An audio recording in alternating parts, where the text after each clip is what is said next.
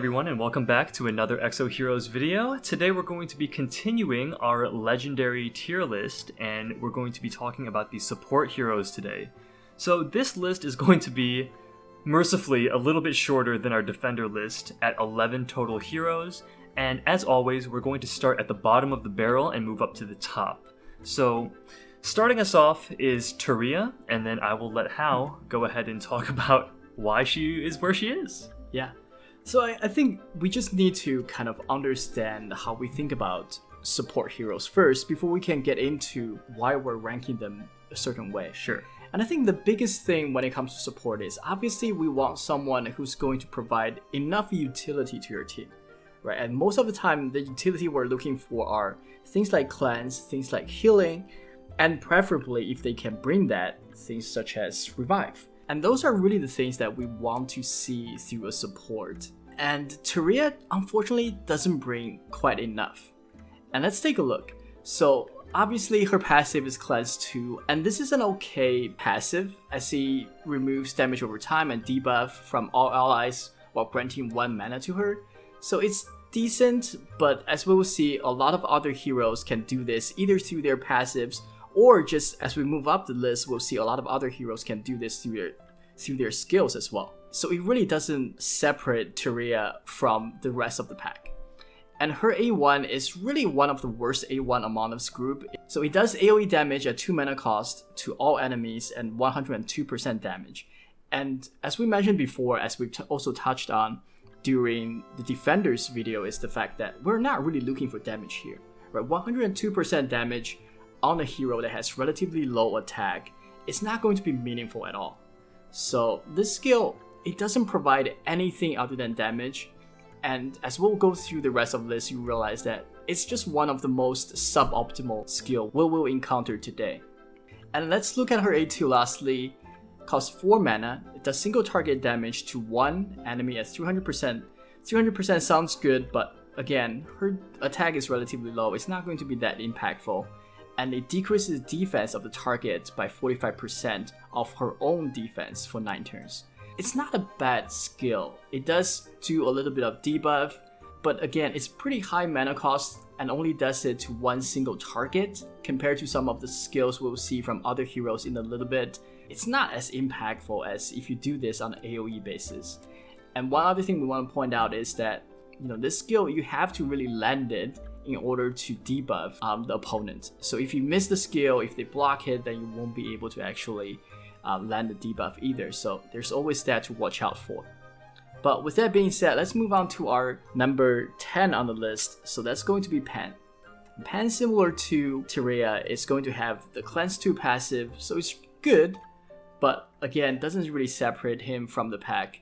His A1 is a pretty solid skill. It removes all status effect from all allies. It's pretty good, costs 2 mana, but at the same time, it provides 1 mana to every single ally on your team. So overall, this is a net plus 2 mana skill, so it's pretty good. But if we compare this to such as Iris's A1, where it also provides additional mana to all the allies, but at the same time also has benefits such as shielding to everyone, it's not that good. It's okay, but the impact, even compared to some of the rare heroes, is not quite there yet. And lastly, his A2 does AoE damage at 3 mana cost and decreases defense to all targets by 14% of his own defense. This is just one of those skills that the stats itself is what's really lackluster. Right? The damage isn't quite good, the mana cost is mediocre, and the debuff amount is just really not as meaningful as it should be. Imagine if this is 30% of his own defense, it could have been a lot more meaningful, but at 14% for a support who doesn't have really high defense, the impact of this is going to be really low. And with that said, let's move on to our number 9, which is going to be April. With April, we'll move into our first pure healer of this tier list. And as we'll see later on, the support category is saturated with really, really good healers. And unfortunately, April isn't one of them. So if we look at her passive here, first A2 is a pretty decent passive. It allows you to heal someone up whenever they drop below 20%. So the impact of this skill is pretty good.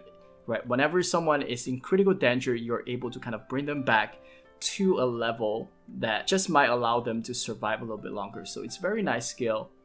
However, the rest of her kit doesn't really stack up when we compare her to some of the top tier healers. And this is why. Her A1 costs 3 mana, so it's relatively high mana cost.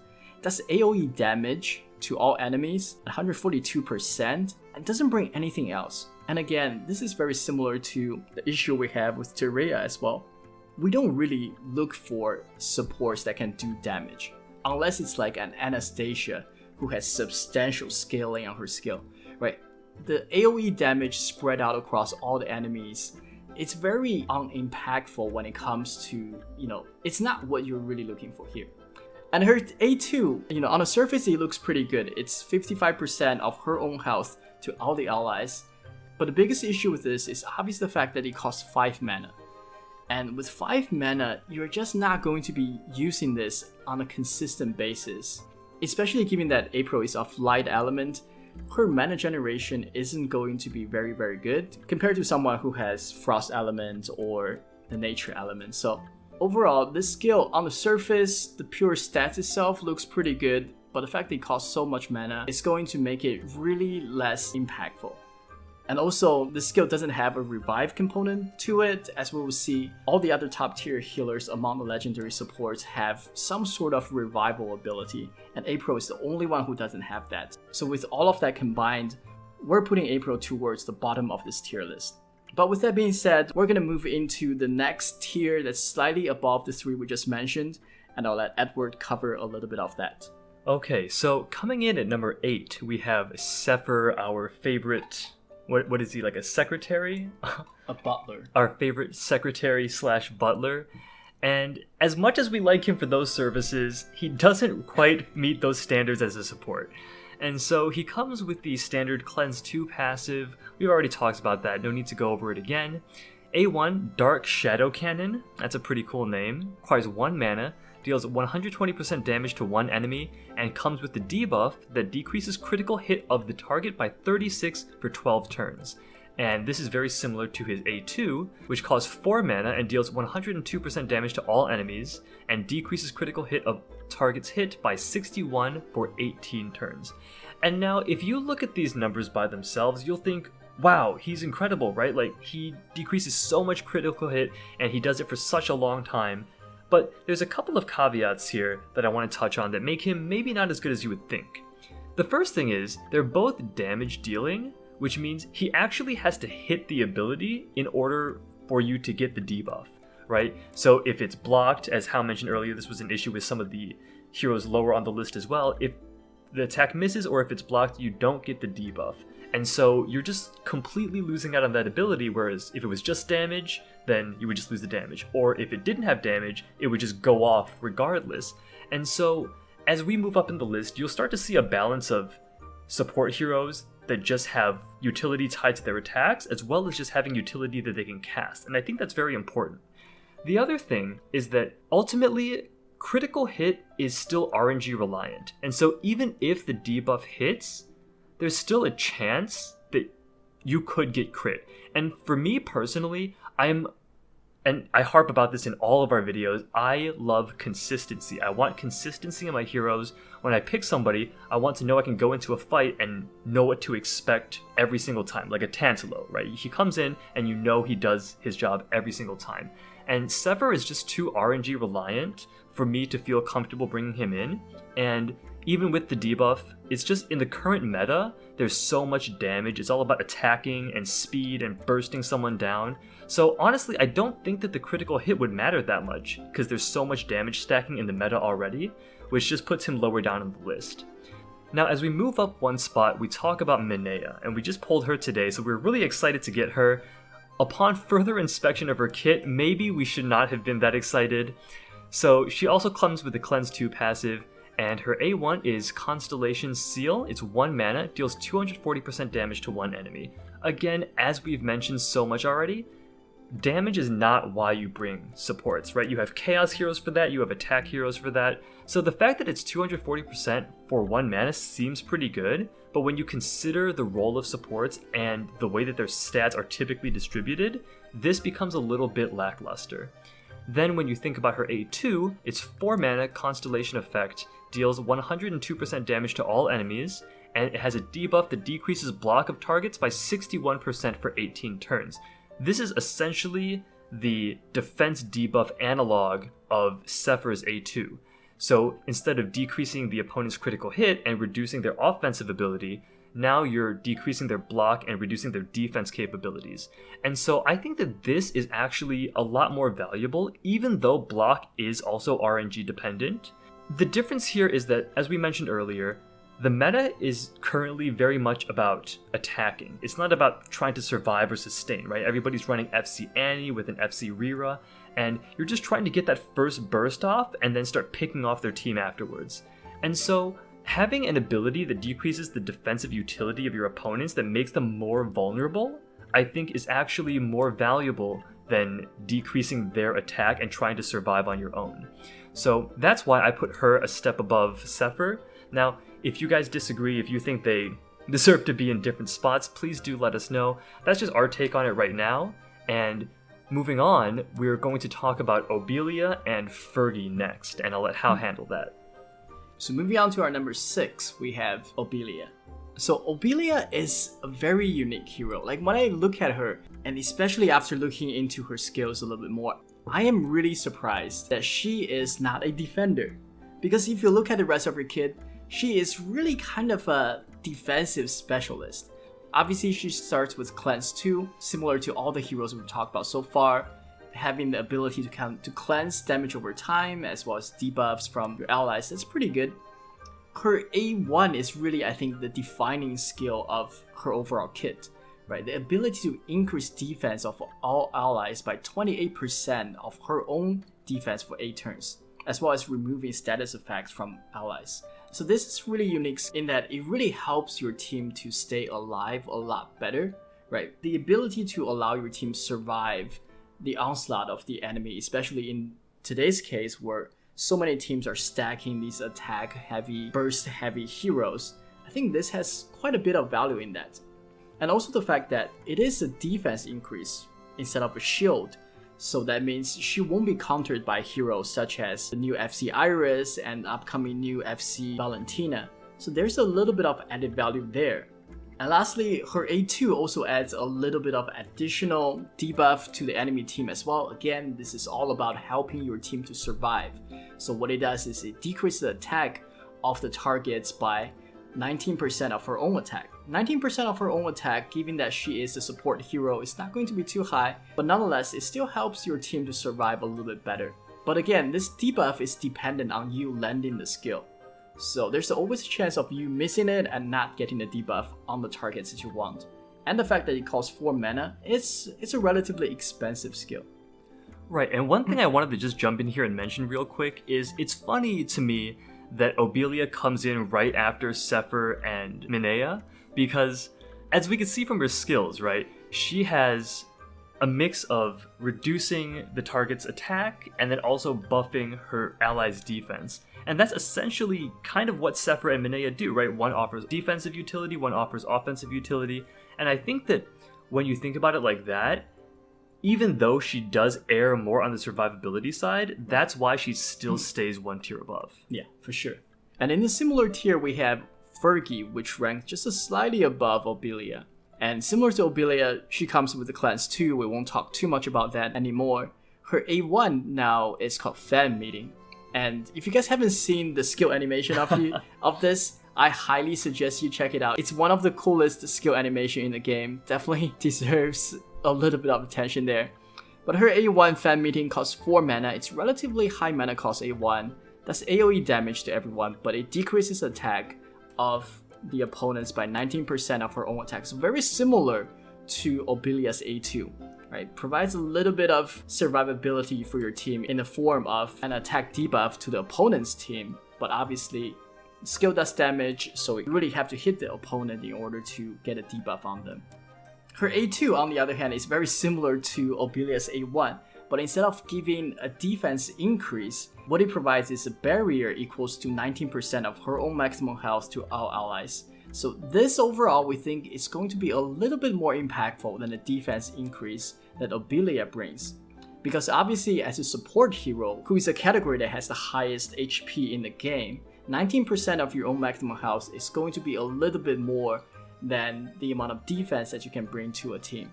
So this skill overall functions very similar to how Obelia's A1 works, but I think from a stats perspective, it's going to bring a little bit more impact. However, it's worth pointing out that this is a shield, so obviously with today's new fatecores from the Summer Festa lineup, this is going to be somewhat mitigated if you're up against an FC Iris or an FC Valentina, so be aware of that when you pick and choose which team you want to go up against in the PvP area. But nonetheless, in a lot of the PvE areas, this is going to provide you quite a bit of utility, especially when we're thinking about places like the Holy Dragon Grounds, where you can cast a shield to your entire 10-man squad potentially. The value of that cannot be understated. But with that being said, we're going to move on to our upper echelon of this tier list, and all 4 of them are going to be healers with revival ability, so I'll let Edward cover on that. Sure, so starting at the bottom of our list on number 4 here. Now keep in mind this is bottom of the top, right? So these are the top tier of heroes, and we're going to begin with Cybele. And so she has the first aid 2 passive, which grants heal equal to 100% of attack to an ally if they take damage and their health drops below 20%, and you gain 1 mana if the caster's health is at 20% or less when triggered. So this is pretty decent already. I think that the heal being passive and then just, it doesn't have to be your turn, right? You could just heal whenever that happens. So this is actually very useful utility that can't be understated. Her A1 is Benevolent Judgment. The required mana is 0, which is very important, and it deals 20% damage, heals all allies by 3% of her own maximum health when the skill hits, and of course, as is typical with support heroes, cleanses all debuff and damage over time effects from allies. And now, this is actually very similar in archetype to what we'll see from the top 3 as well. All of the top 4 are kind of similar here. If we look at Lepin, she has a very similar kit, right? They all have first aid 2, and Corinne's A1 is 3 white shadows, 3 mana, deals 210% damage to 1 enemy, heals 1 ally by 40% of her own max health when the skill hits, and cleanses that ally as well. And then her A2 is 5 mana with the burst active, heals all allies by 27% of her own maximum health, cleanses allies, and comes with the revive. And so these are all things that are consistent within the top 4. They have a mix of damage, a mix of single target and AoE, cleanse, heals, and revives. So we don't have to get into each of them individually, but one thing that I do want to mention is, seeing as these are legendary heroes, they're not going to be terribly hard to pull. I know for a fact that Cybele is one of the ones that you will get in the story quest, so you're going to have her for sure. And all of these other ones, you're eventually going to get through pulls probably within the first 3 to 4 weeks of playing. You'll definitely have at least one more of these. So when you look at how similar they are, I think that the thing to keep in mind here when distinguishing between who's good and who's bad is really who fits best into your team. I think that if you run with a very defense-heavy team, a very frontline-heavy team, then you might want somebody that does heal over time, like Lepin, who heals 1 ally for 10% of her own maximum health every turn for 4 turns when the skill hits, and also comes with the cleanse. So this is obviously going to be more useful for heroes with higher HP pools to take advantage of Lepin's own percent max health healing. Her A2, again, heals all allies by 13% of her own max health, cleanses, and revives. And so the thing that Hal mentioned earlier, what separates these 4 heroes from the rest of the list is the revive ability on their actives. And this is so important specifically in PvE because, let's be honest, PvE content is really not that difficult, and just progressing through the story, it's more of a question of, can I survive these basic damage attacks? And can I whittle away at this boss's HP or at this enemy's HP? It's not so much the strategy of who do I have to debuff and then who do I use for synergy with my team to accomplish these specific goals and leader skills. It's much simpler. And so in that sense, whenever you have somebody that dies, you could just revive them and continue the fight. And I think that that's so much more valuable in PvE content. But of course, this value falls dramatically in PvP, where you're going to run into a lot more faded heroes, a lot more burst heroes, and just situations where it's not as easy to get these revives off. And so one thing I want to mention as well regarding revives is there's a little bit of a give and take regarding Ledger and Cybele, those two being light element heroes. And so what this means, if you look at what the light element actually does, is it gives you 1 mana every time it's your turn if everybody on your team is alive. So there's a bit of a contradiction there in that because both of these heroes have revive passives, you would need at least 1 ally to be dead in order to revive them to take advantage of the light element passive. So in that sense, it doesn't really make sense, but it also means that when an ally dies, you can get the light passive back.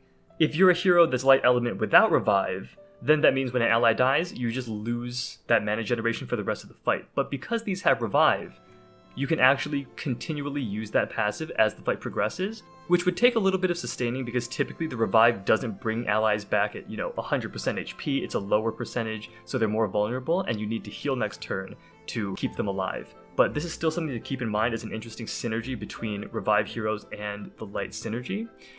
And if we look at the other two, Lepin and Corinne, who have Frost and Nature element respectively, these are actually two elemental affinities that are pretty good at generating mana. Frost is whenever an enemy or an ally blocks, you gain 1 mana, and Nature is whenever somebody is low HP on either team, then this procs as well. Again, on a support hero, when you're going to be healing, this is very useful for that sort of burst healing when somebody's in a tight spot at low HP for your team. And of course, as you do damage to the enemy team, they will be kept at low HP as well. So it's really quite reliant and quite consistent in generating mana here, which is why all 4 of these heroes, I think, are top tier healers in the support role. So before we wrap up, I want to mention Lepin as well, because she does have a Fate Core, and her Fate Core is actually in the Awakening line, and she has Awakening Fairy Queen of Protection, which gives her a buff that increases her block by 360 while decreasing her critical hit by 180, increases her attack speed by 25, and gains 4 turns of damage immunity when her health falls below 30%. And so this is so useful on a healer, because obviously you don't want to die since you're the one that sustains your team, and now you won't, because when you fall below 30% HP, you have damage immunity for 4 turns, which is huge, as well as the plus 360 block, which again is very useful, especially because Lepin is Frost element. And so this, I think, is one of the better legendary Fate Cores because of this interesting synergy here. And there's actually news that Lepin's Fate Core might get a rework. So when that does happen, we might make amends to this video, we might put out another video discussing that, so look forward to that. But for the time being, I think her Fate Core is fine as it is, and that's why she's our number 1 pick. Yeah, but with that being said, I think that's our tier list for legendary support heroes. There are a lot of good heroes here that can definitely help you get through a lot of story content, a lot of special dungeons. So make sure you check them out and make sure you give them a chance. And as always, if you liked this video, please like and subscribe. And if you want to see other Exos hero related videos, please feel free to check out the rest of the content that we have on our channel. And lastly, we'll be coming out with more legendary tier lists in the coming weeks, so make sure you stay tuned for that. But with that being said, hopefully you guys enjoyed it, and we'll see you in the next episode. Peace.